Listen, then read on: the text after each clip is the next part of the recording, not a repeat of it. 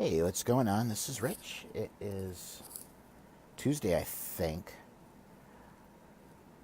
I'll just give it a few seconds and then we're going to continue the conversation that we started last night on dealing with anxiety. I know I threw a lot out there last night and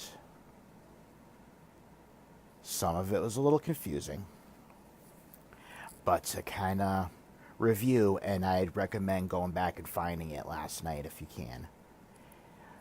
We talked a lot about what is going the whole process of when the anxiety starts to work up, what's going on, a lot about fight or flight, how our senses and all that stuff kind of shut down, and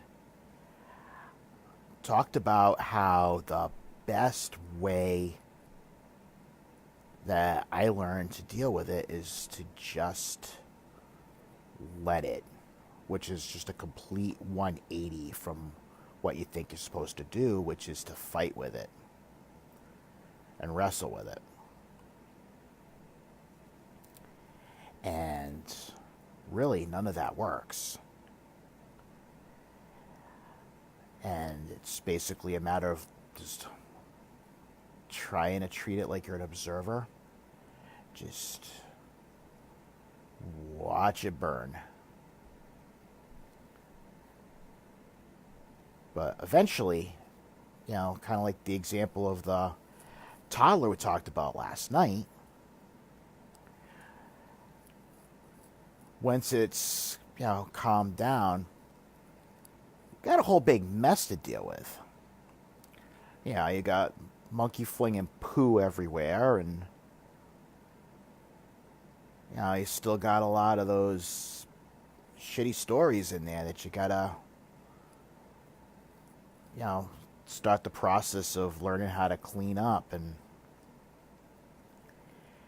how to change those stories that the monkey tells you to try to protect you. Now, this is pretty complicated too. It really is a matter of just taking your crappy stories and learning how to rewire them. What I would recommend first off is to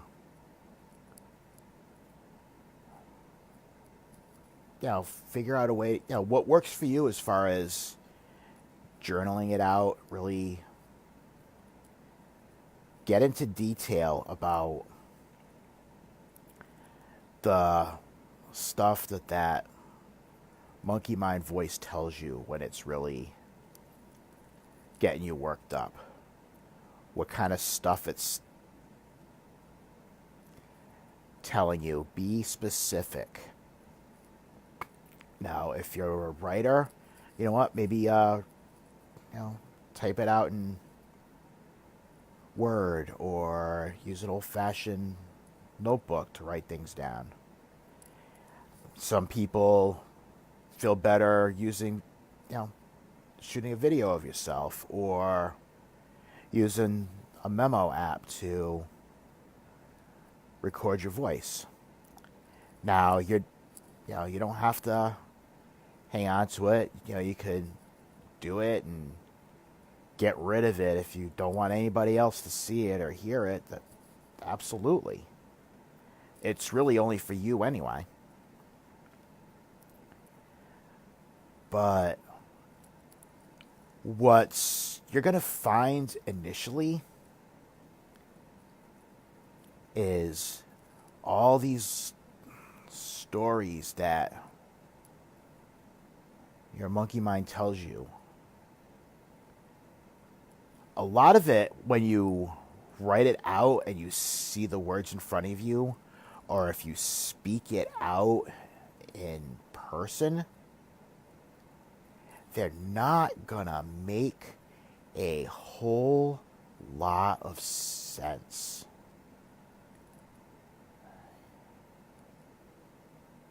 Roll with that and just keep investigating it.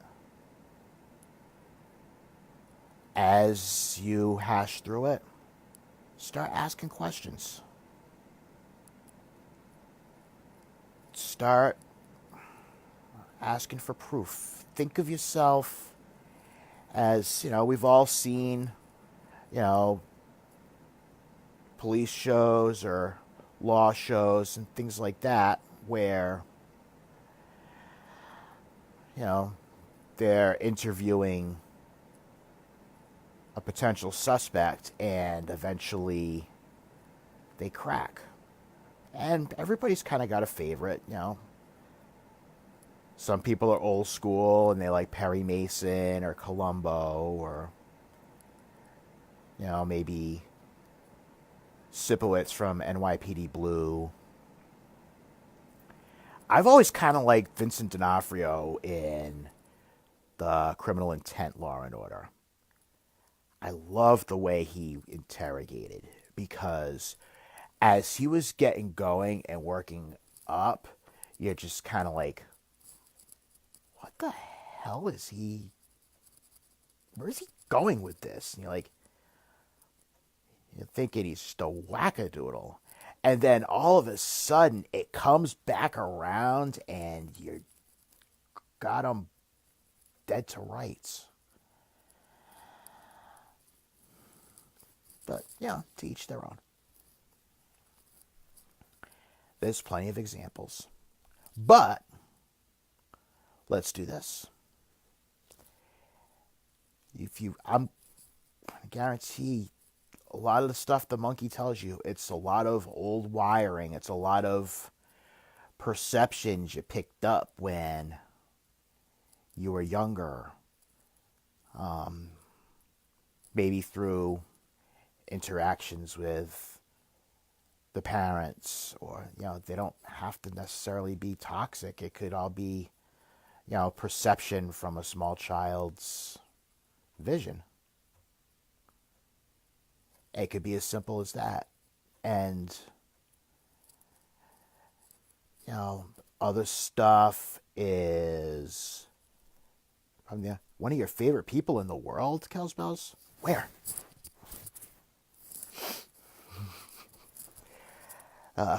Good to see you, darling. But getting back to what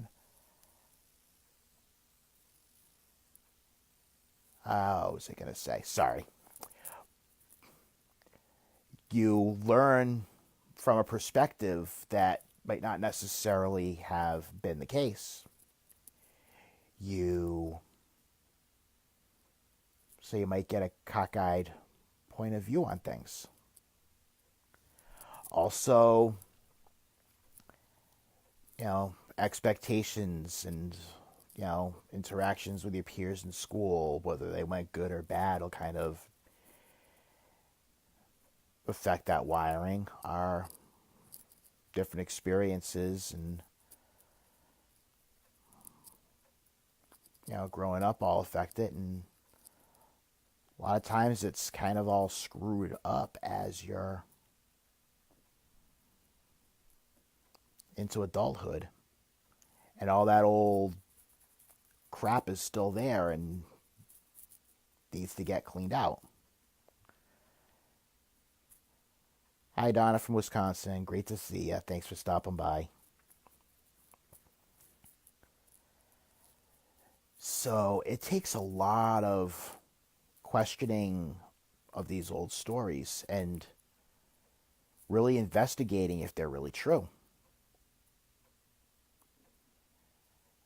For example, maybe because you had, a strict upbringing and you weren't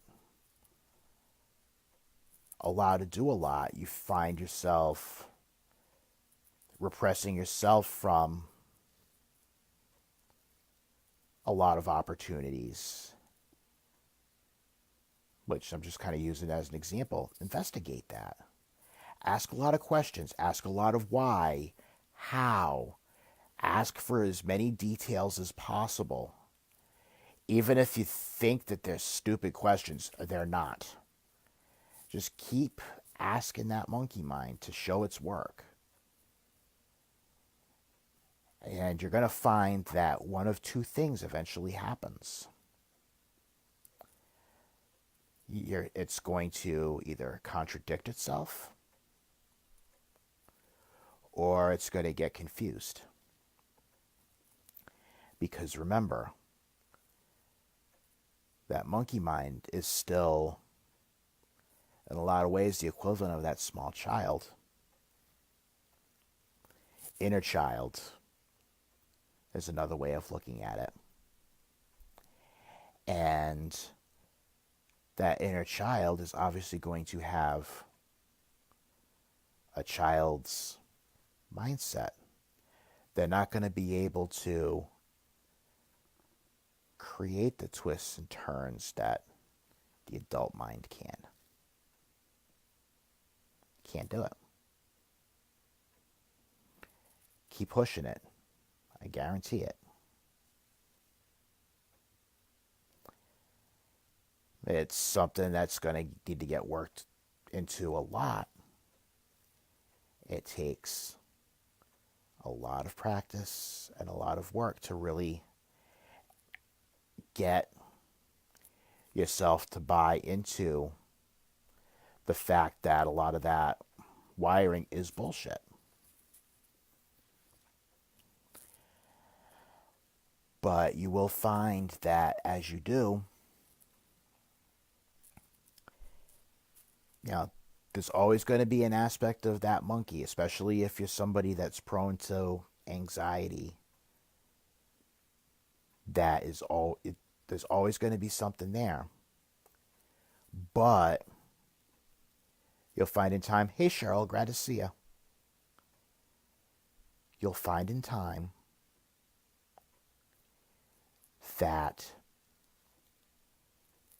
it has at least a little bit less control. And it can kind of do its own thing in its own little corner, and you start, with you not buying what it has to say, you find yourself in a position where you don't shut yourself down as much. You say yes to more opportunities. You stay open to far more things than you normally would. Maybe you take a couple of chances. You stop talking yourself out of the things you really want in life.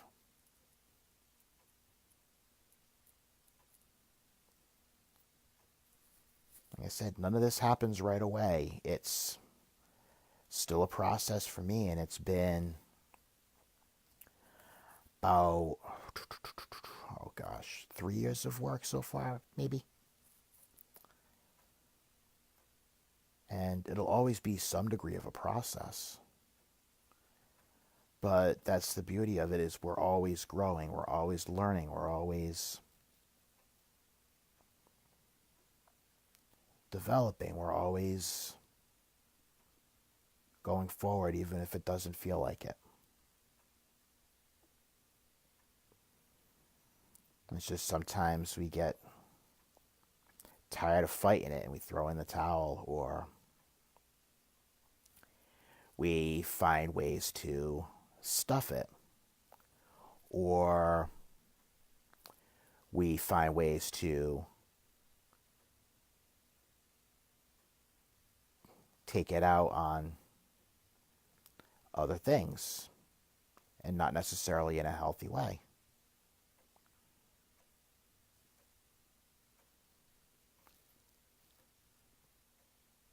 But just some thoughts to kick around with that.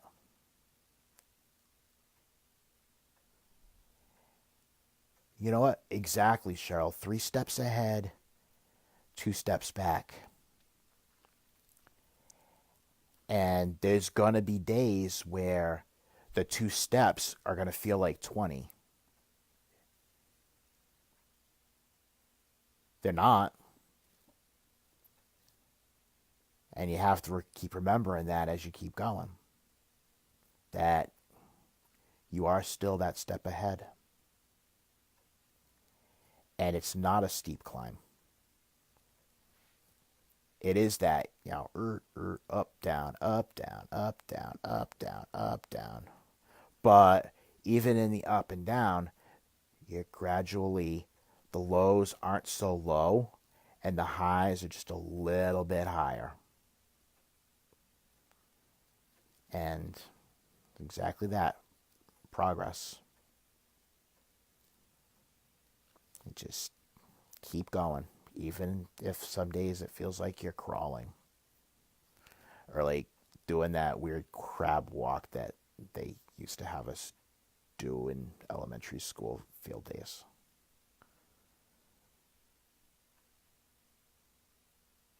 I think I actually got a ribbon in that one year, and it was completely by accident. I think it was just the one time I didn't fall. Anyway. Who thought of a crab walk anyway?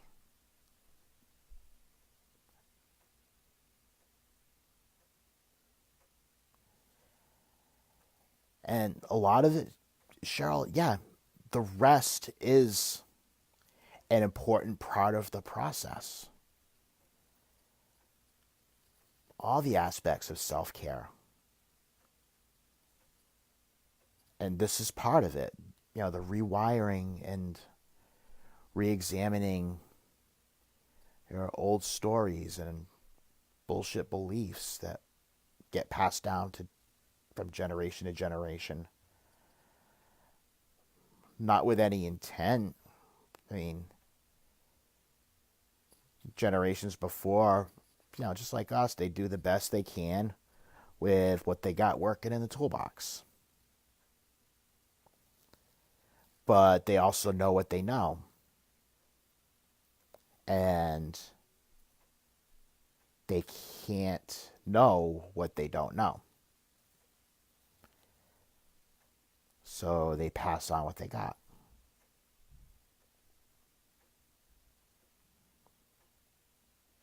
It is what it is.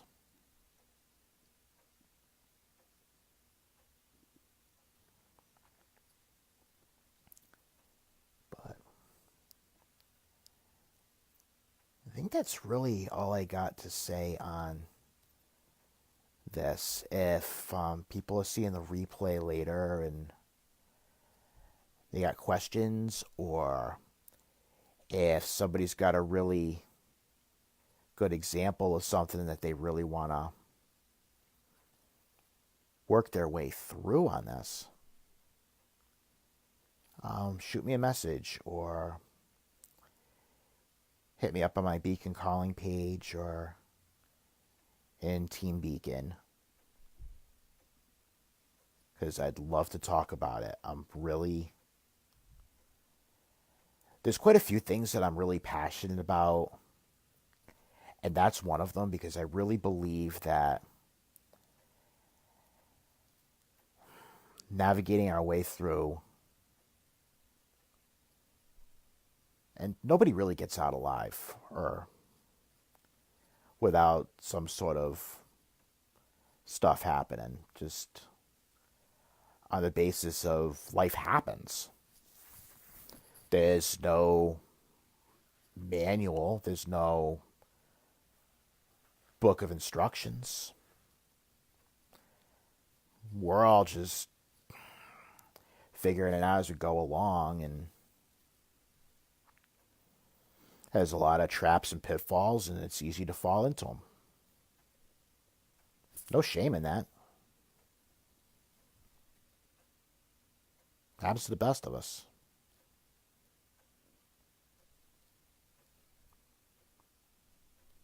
But there are other ways, and just stay open to that. Doesn't have to necessarily be anything that I'm sharing, another voice calls to you, listen. Everybody's got their own frequency that really works for them. There's a lot of voices out there with really sound stuff that I can't resonate with. And it's not really anything to do with them. I just can't click with them, is what it is. But anyway, I think that's all I'm going to say because I kind of want to wind this down. And if any part of this really calls to you, or you think somebody needs to see it, feel free to share it or pass it along to somebody.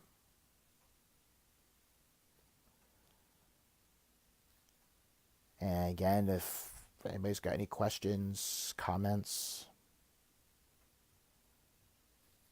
you know where to find me. Chat again soon. Have a great night.